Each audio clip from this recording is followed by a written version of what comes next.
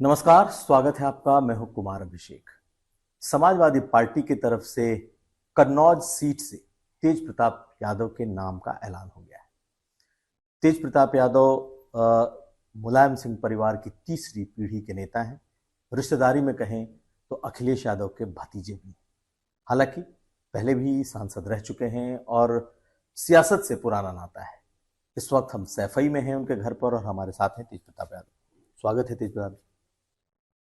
ये बताइए कि अब तो चुनाव की घड़ी जी। आ गई है, अब आप नॉमिनेशन करेंगे। कैसे देख रहे हैं अपना ये चुनाव? मैं समझता हूँ कि हर चुनाव अपने आप में महत्वपूर्ण होता है और ख़ास तौर पर इस बार 2024 का चुनाव जहाँ भाजपा की 10 साल की एंटी इनकम्बेंसी है और भाजपा को देश से हटाने का चुनाव है। और जो रिपोर्ट अभी तक मिल रही है, जो फर्स्ट फेज़ का इलेक्शन हुआ और उत्तर प्रदेश में ख़ास तौर पर जिन सीटों पर अभी होना है इलेक्शन, लोगों का जो रुझान है इस बार समाजवादी पार्टी के साथ में है और बहुत अच्छे मतों से पार्टी कई सीटों पर जीत रही है। और जब नतीजे आएंगे तो मुझे उम्मीद है कि बहुमत में इस बार समाजवादी पार्टी और इंडिया अलायंस जो है वो सीटें जीत के आएगा। लेकिन कन्नौज के बारे में तो कहा यह जा रहा था कि अखिलेश जी का हम्म, अपना क्षेत्र है, अखिलेश यादव हम्म। जहाँ से चुनाव लड़ेंगे, लेकिन एक तरीके से उन्होंने अपनी खड़ाऊ आपको दे दी है। देखिए, कन्नौज जो है उससे राष्ट्रीय अध्यक्ष जी का जो लगाव है बहुत पुराना रिश्ता है और कई बार सांसद वहाँ से रहे और अभी भी कन्नौज से उनका वही लगाव रहेगा। और मुझे बतौर कैंडिडेट जरूर उन्होंने बनाया है, लेकिन उन्हीं के दिशा निर्देश में काम होगा और जैसा लोगों का जुड़ाव और उनका आना जाना था कन्नौज में वो लगातार बरकरार रहेगा। उनका जो अटैचमेंट है वो हमेशा रहेगा। नहीं, लेकिन कन्नौज के लिए उन्होंने आपको चुना, वो सीट जो डिम्पल यादव के लिए, हम्म, वो सीट जो अखिलेश यादव की खुद के लिए, हम्म। वही सीट उन्होंने आपको दी। क्यों? क्या बहुत ज्यादा मानते हैं, बहुत ज्यादा नहीं नहीं, लगाव ये है? क्या है इसके एक पीछे की वजह? जो बड़ी जिम्मेदारी है और मैं समझता हूँ जिस भरोसे के साथ उन्होंने ये जिम्मेदारी दी है, मेरी कोशिश ये रहेगी कि उनके भरोसे पर मैं कामयाब हो सकूं और कन्नौज की जनता की सेवा में उनके बीच में रहकर काम करने का जो अभी तक काम किया 25 सालों में, उस चीज़ को मैं आगे बढ़ाऊंगा और मेरी कोशिश रहेगी कि सारी सभी उम्मीदों पर खरा उतर सकूं। आपको लगता है कि लोग कन्नौज के लोग, चूंकि बहुत सारे लोग ये उम्मीद कर रहे थे कि अखिलेश यादव खुद आएंगे चुनाव में, तो आपको किसी तरह की कोई परेशानी होगी या फिर अखिलेश यादव का नाम होगा आप प्रतिनिधि में? देखिए, पूरा का पूरा चुनाव जो है वो ऑलरेडी अखिलेश जी के फेस पर ही चुनाव लड़ा जाएगा और मैंने पहले भी कहा था कि पार्टी का जो भी फैसला होगा, हम्म। टिकट देने का नहीं देने का जो भी फैसला होगा वो स्वीकार होगा। हम लोग पार्टी के लिए लगातार काम करते हैं, कोई विशेष ये बात नहीं है कि टिकट के लिए ही राजनीति हो रही हो। पार्टी को आगे बढ़ाने के लिए, पार्टी को जिताने के लिए जैसा भी सहयोग होगा, जैसा भी काम कर सकते हैं हम लोग करेंगे। और कन्नौज में निश्चित तौर पर जो फेस है वो आर अखिलेश जी का ही रहेगा और लोगों का जो जुड़ाव उनसे है, मैंने बताया आपको, वो बहुत ज़्यादा गहरा है। लेकिन आपको लेकर के एक खास कहा जा रहा है कि लगाव है, क्योंकि जब रामपुर की बात आई तो आपका नाम चला कि अगर आजम हम्म, खान नहीं लड़ रहे हैं या उनका परिवार नहीं लड़ रहा हम्म, तो आपका नाम आगे आया। अखिलेश यादव खुद नहीं लड़ रहे हैं हम्म। तब आपका नाम आगे आया। ऐसा क्या है आप में? नहीं, ऐसा तो ये तो उनकी जो है उनका बड़प्पन है कि अपनी सीट को उन्होंने देने का मन बनाया है। और मेरा हमेशा ये प्रयास रहा है कि पार्टी के लिए जो भी जहाँ भी ऐसी ज़रूरत पड़ती है हम लोग काम करते हैं और उपचुनाव वगैरह में भी और आम चुनाव में भी जहाँ जहाँ पार्टी भेजती है जिस भूमिका में, उस भूमिका को पूरा करते हैं और अभी भी पार्टी का जो भी आदेश निर्देश होगा उसको हम लोग पालन करेंगे। नहीं, ये भी कहा जा रहा था कि आपकी तरफ से भी थोड़ी नाराजगी है कि पिछली बार भी आपका नाम आते आते रह गया था और फिर दूसरी बार भी देने की कोशिश हुई, फिर हम्म। नाम रह गया। तो इस बार क्या एकदम से दबाव दबाव था कि इस बार आपको चुनाव लड़ना है? नहीं, कोई नाराज़गी नहीं। मैं यहाँ के लोकल सब लोग जानते हैं कि पिछले लगभग 1 महीने से, होली के बाद से लगातार मैं भी लोकसभा में प्रचार कर रहा हूँ आगे डिम्पल जी के लिए और लगातार काम चल रहा है। और जाहिर सी बात है, राजनीति करते हैं और चुनाव लड़ने की भी इच्छा कभी कभी होती है। और लेकिन ऐसा कोई दबाव नहीं था, ये पहले से ही ये क्लियर था कि अगर कहीं संभव हो सकेगा, पार्टी को जरूर महसूस करेगी कहीं से अगर, और तो निश्चित तौर पर चुनाव लड़ा जाएगा। लेकिन एक सवाल लगातार उठ रहे हैं और वो हम्म, ये कि पूरे परिवार के ही लोगों को टिकट दिया गया है। हम्म, यादव बिरादरी से 5 टिकट दिए गए हैं तो सबके सब परिवार के ही हैं और सबके सब दूसरी और तीसरी पीढ़ी के हैं। और किसी को नहीं मिला है अभी तक, जबकि अब बहुत कम बचे हैं, 2-3 सीटें बची। इसको कैसे देखते हैं? देखिए, कोई भी नया टिकट नहीं, मैं समझता हूँ, दिया गया। जो जो लोग पिछली बार लड़े थे, 14 में लड़े थे, और नेताजी ने जब टिकट दिए थे सबको, और चूंकि जनता के चुनाव का टिकट है, कोई बैकडोर एंट्री इसमें नहीं है, और सब लोग जनता के बीच में जाकर चुनाव लड़के जीत के आ रहे हैं।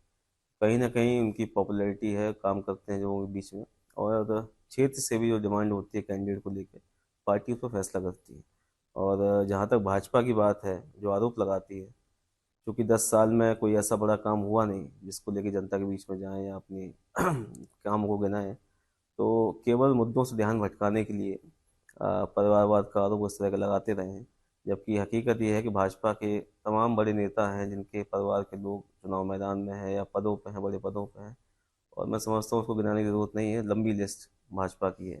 और यहाँ तक कि जो अलायंस भी भाजपा ने किए हैं इस बार, वो भी पार्टियां डायनेस्टी पॉलिटिक्स में हैं कि नहीं है, वो भी आपको सब जानकारी लेकिन आप बिहार के दामाद भी हैं, है। लालू यादव के आप दामाद भी हैं। कितना रोल है लालू यादव का, लालू परिवार का नहीं, आपके लिए इस टिकट में? क्योंकि नेचुरल है वो परिवार आपके लिए नहीं, उनका चाहता है। उनका दिशा निर्देश जो है, और राजनीति में और समय समय पर उनका जो सुझाव रहता है वो देते रहते हैं। और टिकट में राष्ट्रीय अध्यक्ष जी का ही पूरा उनका मन था लड़ाने का, और पहले भी प्रयास किया गया, उस समय टिकट नहीं हो पाया किसी कारण से। तो उनका सहयोग पूरा रहता है, समर्थन रहता है, लेकिन जब टिकट की बात आती है तो समाजवादी पार्टी का सोल जो है ये निर्णय है, और राष्ट्रीय अध्यक्ष जी का निर्णय आप तो दोनों यादव परिवारों के बीच की कड़ी हैं। है। जी जी, ये तो दोनों परिवार मिलके दोनों प्रदेशों से इस बार भाजपा को हराने का काम भी करेंगे। और जहाँ उत्तर प्रदेश में, वहीं साथ साथ बिहार में भी आप देख रहे हैं, रैलियां हो रही हैं, जो कार्यक्रम चल रहे हैं, पूरी तरह से मन वहाँ भी लोगों ने बना लिया है भाजपा को हराने का। और उत्तर प्रदेश और बिहार अगर मन बना लेगा तो निश्चित तौर पर देश से भी भाजपा को हटाएगा। तो इस बार तो कहा जाए तो लालू यादव जी के तो 5 उंगलियां घी में हैं, दोनों बेटियां चुनाव में हैं, जी जी। दामाद यहाँ से चुनाव लड़ रहे हैं। तो इसको आप कैसे देखते हैं? इसको एक नए तरह का वंशवाद का नाम देंगे भाजपा के लोग, या दे रहे हैं? देखिए, भाजपा के लोग तो देखिए केवल मुद्दे से ध्यान भटकाने के लिए इस तरह का आरोप लगाते हैं। सभी लोग चुनाव मैदान में अपनी अपनी सब मेहनत कर रहे हैं। जिसको जनता पसंद करेगी वो चुनाव जीत के जाएगा, जो जनता इसको पसंद नहीं करेगी वो चुनाव नहीं जीतेगा। और मैं समझता हूँ चुनाव लड़ने का अधिकार हर किसी को है। और सबसे बड़ा जो सबसे चुनौती है और सबसे बड़ा जो परीक्षा है वो जनता के चुनाव की है। वरना राज्यसभा और विधान परिषद से तो कोई भी पहुंच सकता है, लेकिन जनता के बीच से चुनाव लड़के जीतने वाला व्यक्ति जो है वह सबसे सक्षम है, और जनता इसको पसंद करेगी वो पहुंचेगा। आपको लगता है कि आपका जो परिवार है, यानी मुलायम सिंह यादव का परिवार है, अब दूसरी और तीसरी पीढ़ी का वक्त आ गया है? अगर आप देखें तो 5 टिकट जो बटे हैं, अब उस दूसरी और तीसरी पीढ़ी को गए हैं। यहाँ तक कि शिवपाल यादव को भी दिया गया था, तो उन्होंने एक तरीके से खुद को विड्रॉ किया और आदित्य यादव को आगे बढ़ाया। आपको लगता है? नहीं तो धीमे धीमे जिस तरह से सब लोग काम कर रहे हैं, और नए पार्टी को भी नए फेस की ज़रूरत है, नए। और यहाँ तक कि सिर्फ परिवार में नहीं, आप देखेंगे बहुत सारी टिकट पार्टी की इस बार युवा चेहरों को दी गई, चाहे वो कैराना की सीट हो, गोंडा की सीट हो, चाहे आपके बिजनौर की सीट हो। बहुत नए चेहरे और कम उम्र के लोगों को इस बार टिकट दिया गया। और ये कहीं ना कहीं दर्शाता है कि पार्टी जहाँ पुराने एक्सपीरियंस को साथ लेके चल रही है, वही नए जोश को भी और नए उम्र के लोगों को भी समाहित कर रही है। एक सवाल और उठ रहे हैं, और वो ये कि क्या यादव बिरादरी से जब आती है बात, तो क्या और लोगों को टिकट नहीं, सिर्फ एक अपने ही परिवार को टिकट? ये सवाल आपको भी, आपके सामने भी आ रहे होंगे। नहीं, अभी ऐसे कोई सवाल मेरे सामने नहीं आया, लेकिन जहाँ तक बात है, तमाम सारे हमारे पार्टी के नेता जो मंत्री भी बने, विधायक भी हैं, इस समय विधान परिषद में भी हैं, तो टिकट नहीं है अभी किसी को। सबको समाहित करने का प्रयास किया है। जहाँ जहाँ पार्टी ने जिसको उचित समझा उसको टिकट दिया गया। आप देखिए, अगर पहले जब बैकवर्ड की टिकट कम रहती थी तो आरोप लगाते थे बीजेपी वाले कि सब यादवों को टिकट दे दिया। और जब बैकवर्ड और SC ST के लोगों को जब पार्टी ने टिकट दिया तो आरोप लगा रहे हैं कि यादवों को टिकट कम दिया। तो ऐसे आरोप तो बीजेपी लगाती रहती है, लेकिन हम लोग जो जनता का जो भी मूड होता है, जिस सीट से जिसकी मांग होती है या जिसको बेहतर समझते हैं, पार्टी उसको टिकट दे रही है।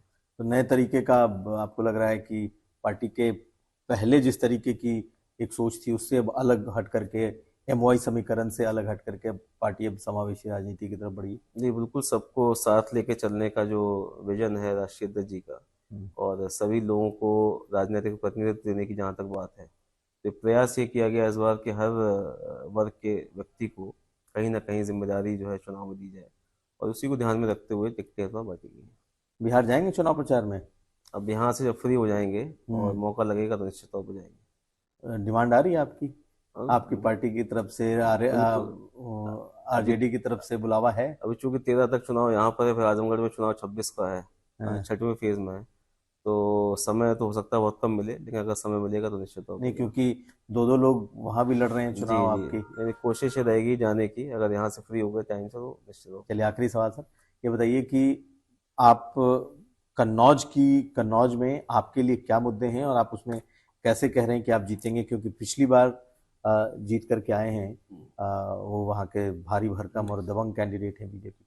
पर पिछली बार भी जो जीत थी बहुत नैरो मार्जिन था, 12-13 हज़ार वोटों का, और इन 5 सालों में जो भाजपा की सरकार रही है, जिन्होंने प्रतिनिधित्व वहाँ पे किया, कन्नौज के लिए कोई भी नया काम नहीं हुआ। जो समाजवादी पार्टी के काम थे, चाहे मेडिकल कॉलेज हो, परफ्यूम पार्क हो, और भी तमाम सारी चीज़ें जो राष्ट्रीय अध्यक्ष ने शुरू की थी, जिसका काम खत्म हो गया वो तो हो गया, लेकिन जो अधूरा था उसको वहीं का वहीं रोक दिया गया।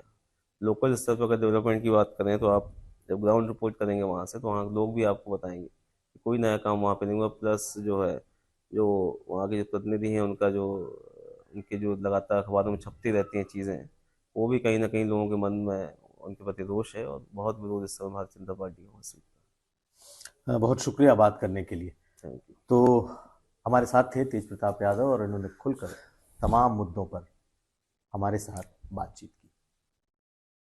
सैफई से कुमार अभिषेक।